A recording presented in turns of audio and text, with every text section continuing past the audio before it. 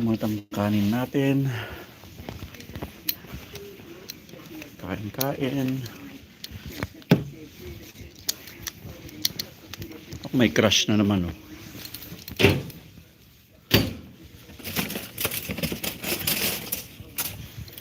So hungry. Ulam natin sinigang.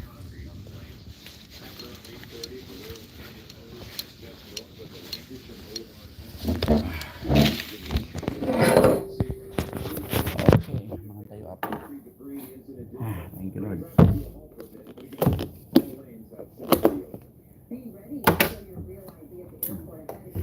Ulam natin ay sinigang baka. Yan, o. Okay, mangan na po yun.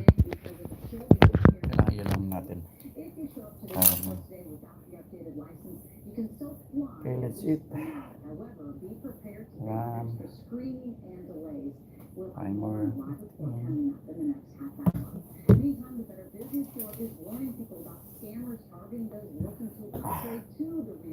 Anyway, I'm gonna eat. They're also setting up phony websites and sending unsolicited messages promising quick, easy access to a real ID. Baka. The only way to obtain a may lakas. in person is at may okra. And remember all the documents that you have to gather together to do that. That's one thing about the thing. You know, it's not easy.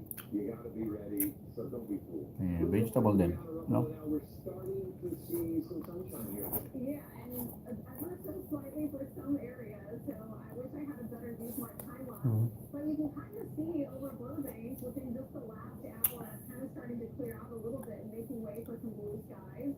So we do still have some patchy clouds, but it is really starting to shape up now as we head into midday. And then as we take it down into the Anaheim area, California, that's where we're starting to see the sun come out here too. Now we still do have patchy clouds across the SoCal, so there are going to be some areas that are a little more cloudy compared to others. Down into the South Bay, the LA Basin, and then up toward Ventura and Austin, it's still pretty cloudy up there. But we have much more sunshine compared to yesterday. And this is going to be the change. We're going to start to see, as well as warming up now until we get hot later this week. So our temperatures are going to start to get warmer, especially inland today. We're getting close to 70 for Chino Hills, Ontario about 66, and then close to 70 over in Fullerton. And then by the end of the week and the weekend, we're talking about temperatures in the 90s. So we'll talk more about this warm up here in just a little bit. So I'll off in the back seat for now. Okay. Thanks, Brianna. Funeral services have been announced for the tennis star killed by an alleged drunk driver in Manhattan Beach. A celebration of life for Ron Levy will be held Saturday on Loyal Heights. The family says all are welcome to attend. Levy was just a month shy of graduating. Hello, good morning. Lechon. Kumakain po ako, break time. Hindi ako makatext. Ayan, okay. Pagka kahit $50 ang deposit.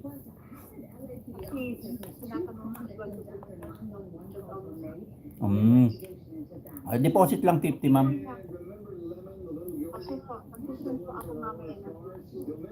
Mamaya na po ako din ay na makatext sa'yo, nagla-lunch ako. Kahit no rush po, no rush. Thank you. So, yun po yung ating yung okay na po yung size nyo, hindi na po mababago.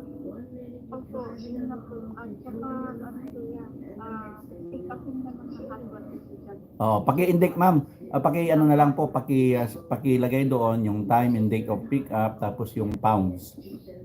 Tapos yung screenshot mo yung dineposit nyo po. Ma'am Catherine to, no? Yeah, opo.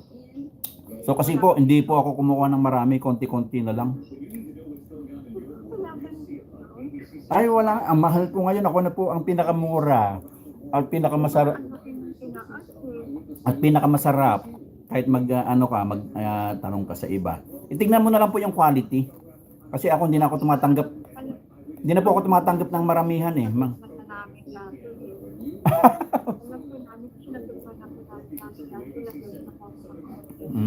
Pero nagmahal po kasi Kahit yung mga ano nyo, pag titignan mo, ako yung nagbaba talaga, ayaw ko yung sumabay sa kanilang mga presyo. Mm. Sige po. Opo. Ipag-note na lang po Ma'am Catherine ha. Opo. Para hindi na po ako kukuha. Kasi ayoko ng marami eh. Opo, mag-send po ako sa inyo.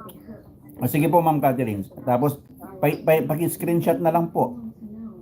Opo. Okay. Salamat po Ma'am. Okay. Thank you. Okay, bye. Bye. Okay, may order na naman po tayo. Ng lechon.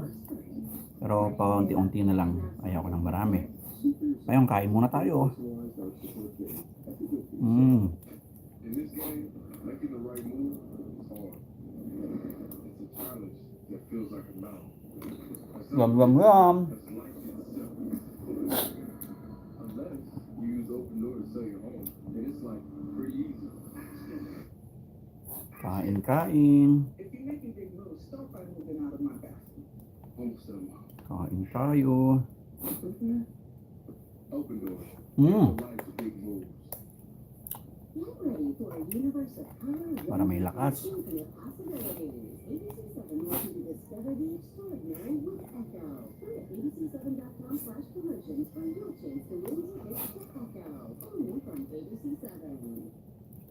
The man taken into custody for allegedly driving his car through the front gate at Jennifer Aniston's home in Bel Nako. Air is expected Car ano na naman? today. ABC News and Lagi na lang. police are now Mm. treating the case as a stalking investigation. Sources say investigators found several alleged social media posts by the suspect referencing Aniston. Police say Aniston was home on Monday when Jimmy Colwell ran through the front gate of the home. The 48-year-old is being held on suspicion of felony vandalism until the DA decides on the charges. The LAPD is launching internal investigations into how officers responded to two separate 911 calls. Both incidents happened at two San Fernando Valley homes. One in Idaho and the other. Hi there. Oh, hi Martin. It's it. Can you help me out with that? Find the victims because they did not go inside. In both incidents, callers reported hearing or witnessing an aggravated assault to 911 dispatch. Days later, body was found at each location. Huh? LAPD Chief Jim McDonald said he's around the two homicides. Didn't appear to be related. I'm not sure if I did. Wait, information that I can know you might hear from. Let's take a live look from our camera in Long Beach. It's hazy along the coast, but the heat is on the way. Now the forecast when we come back.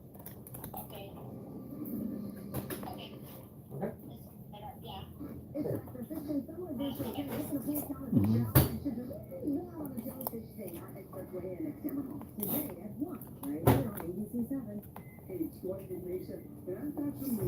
Live in 2025 by overwhelming demand. We're extending our platform sale. You still have time to get a beautiful new insulated garage door in a variety of colors, a smart Wi-Fi enabled garage door opener, and our exclusive Wi-Fi system. All that and get $1,000 discount. Most stores will be sold. Na na na na na na na na.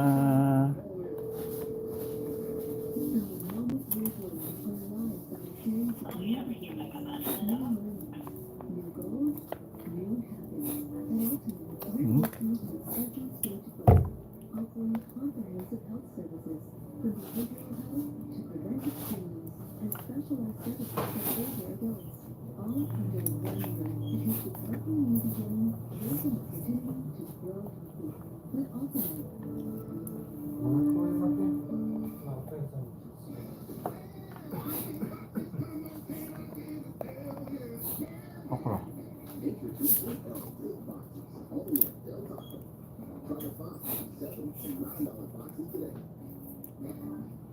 Initially, when the insurance company offered the table, I felt like they were taking advantage of it.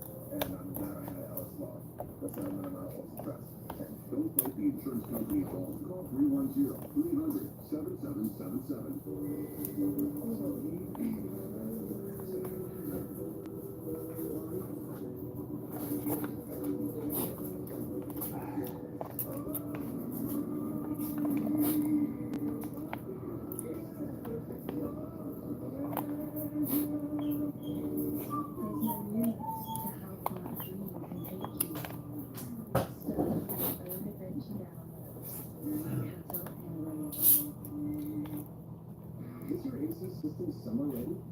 Service Champions when you need excellent service with a personal touch. For a limited time, book an $88 AC tune-up from Service Champions with a 26-point inspection and comprehensive cleaning. Service Champions is committed to delivering superior service for every season. Every technician receives 150 hours of training each year, so you can trust our team to keep your home comfortable all year long. Visit ServiceChampions.com to book your $88 AC tune-up today. We are Eyewitness News, Southern California's news. Breaking news, you're looking at the numbers from Wall Street as we tell you the breaking news from the Fed. The Fed has announced it will not change interest rates right now. That news has been expected, but look at what's happening on Wall Street. The Fed warning is that there's a risk of higher prices and higher unemployment. So again, they're not changing interest rates. Okay. Dow has been significantly in That's it. territory, positive territory, but it's all of the day's gains, and it's just barely